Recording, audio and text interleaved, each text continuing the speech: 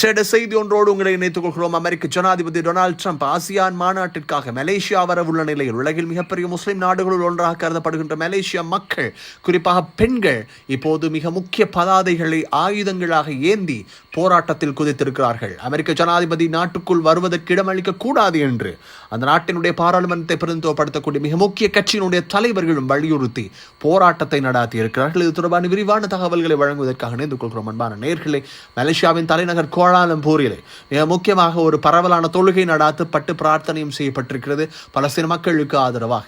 இந்த நிலையிலே காசாவில் இனச்சுத்திகரிப்பை மேற்கொண்ட இஸ்ரேல் பிரதமர் பெஞ்சமின் நெதன்யாகுவோடு ஒன்றரை கலந்திருந்த அமெரிக்க ஜனாதிபதி டொனால்டு ட்ரம்ப் தமது தேச எல்லைக்குள் ஆசியான் மாநாட்டிற்காக வருகை தர உள்ள நிலையில் அதற்கு வந்துவிடுவதற்கு இடமளிக்க கூடாது என்றும் அவர் தங்களுடைய நாட்டிற்குள் பிரவேசிப்பதற்கு அனுமதி வழங்கக்கூடாது என்றும் கொலைகாரனுக்கு இங்கே இடமில்லை, வெளியேறு ட்ரம்ப் என்ற பதாதைகளை மலேசியாவினுடைய உத்தியோகபூர்வ மொழிகளின் ஊடான தாங்கல்களோடு அவர்கள் வெளிப்படுத்தி இருக்கிறார்கள்.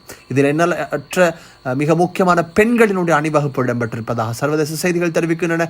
இளைஞர்கள், முதியோர்கள் என்ற வேறுபாடின்றி அனைவரும் இதில் கலந்து கொண்டிருப்பதாக தெரிவிக்கப்படுகிறது. மலேசிய பிரதமர் அன்வர் இப்ராஹிம் ஏற்கனவே பலஸ்தீனத்திற்கு தன் ஆதரவை வெளிப்படுத்தி இஸ்ரேலை பயங்கரவாத நாடாக அறிவித்திருக்கக்கூடிய சூழலில் எந்த சம்பவமும் இடம்பெறுகின்றன இங்கு சுட்டிக்காட்டத்தக்கது. ஏற்கனவே அமெரிக்க ஜனாதிபதி டொனால்டு ட்ரம்புக்கு எதிராக பலமான கருத்துக்களை முன்வைக்கும் முஸ்லிம் தலைவர்கள் வரிசையில் மலேசியாவினுடைய பிரதமரும் மிக முக்கியத்துவ இடத்தை பெறுகிறார். இந்த நிலையிலே மலேசிய மக்களினுடைய இந்த போராட்டம் பலஸ்தீன கொடிகளையும் தேசிய கொடிகளையும் தாங்கி பலஸ்தீனத்தில் இருக்கக்கூடிய பலஸ்தீனத்திற்கு ஆதரவான இந்த போராட்டத்தில் மலேசியாவிலே இருக்கக்கூடிய அமெரிக்க ஜனாதிபதியினுடைய மிக முக்கியமான ஜனநாயக தூதுவர்கள் அமெரிக்க தூதுவர் ஆலயத்திற்கு முன்பாக போராட்டங்கள் இடம்பெற்றிருப்பதாக தெரிவிக்கப்படுகிறது. கோஷங்களை எழுப்பியும் அந்த தூதரகத்தை முற்றுகையிட்டும் போராட்டங்கள் இடம்பெற்றிருக்கிறது. குறிப்பாக அந்த நாட்டின் பாராளுமன்றத்தை பிரதிநிதித்துவப்படுத்தக்கூடிய ஒரு மிக முக்கியமான கட்சியினுடைய இளைஞர் அணியினுடைய தலைவர் அந்த பகுதிக்கு தாங்கள் ஒரு அதாவது கோரிக்கை மனுவை கையளிப்பதற்காக சென்ற வேளையிலே தங்களுக்கு அதனை மேற்கொள்வதற்கு இடம் கொடுக்கப்படவில்லை என்ற குற்றச்சாட்டை முன்வைத்திருக்கிறார். எனவே அமெரிக்காவினுடைய ஜனாதிபதி ஆசியான் மாநாட்டுக்காக வரவிருக்கக்கூடிய சூழலிலே இந்த சம்பவத்தை தாங்கள் ஏற்படுத்தியது அவருக்கான தெளிவூட்டலை வழங்குவதற்கும் அவருக்கு இந்த நாட்டு மக்கள் ஆதரவில்லை என்பதனை வெளிப்படுத்துவதற்கும் என்பதனையும் அவர் தெளிவுபடுத்தி இருக்கிறார். இந்த சூழலில் அமெரிக்க ஜனாதிபதி டொனால்டு ட்ரம்ப் சனி அல்லது ஞாயிறு இந்த வார இறுதியிலே இடம்பெறுகின்ற ஆசியான் மாநாட்டிற்காக கலந்து கொள்ளும் நோக்கில் மலேசியா வர இருக்கிறார் என்பதனையும் இந்த நேரத்தில் நாங்கள் சுட்டிக்காட்ட வேண்டும்.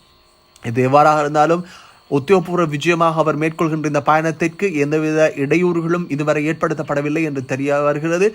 மலேசிய அரசாங்கம் அவருக்கு உரிய பாதுகாப்பை வழங்கும் என்றும் தெரிய வருகிறது. எது எவ்வாறாக இருந்த போதிலும் அவருக்கு எதிரான இந்த வழுக்கப்படுகின்ற இந்த எதிர்ப்பு போராட்டங்கள் அவருடைய பாதுகாப்புக்கு அச்சுறுத்தலாக இல்லை என்பதும் சுட்டிக்காட்டத்தக்கது.